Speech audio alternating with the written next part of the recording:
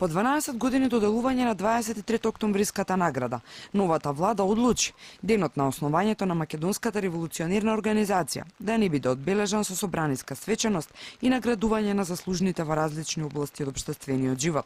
За владата, на еден од најзначајните празници на македонската државност, доволно е да се положи само цвеќе. Ние го обележуваме достоинствено, онака како што доликува пред споменикот на символот на таа македонска револуционерна борба Гоце Делчев.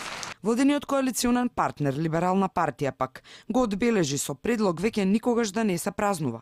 Оти за нив не е ден на македонската револуционерна борба, ами на политичка партија. Според историчарката Ачковска, тоа што владата го брише 23 октомври е дел од стратегијата за бришење на идентитетот во насока на остварување на планот на СДСМ за преименување на државата. Овој след во кој се прават договори на штета на македонската историја, на штета на македонскиот идентитет, се прават договори и се преговара за промена на името.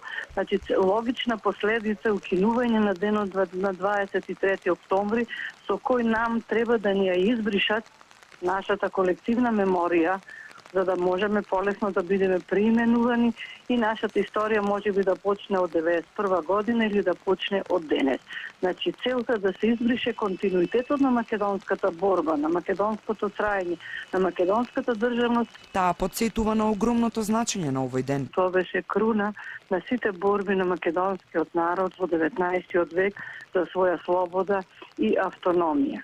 Автономијата се сваќаше како етапа кон политичката независност, односно кон македонската државотворност. Благодарение на овој датум, ние го имавме Илинденското востание.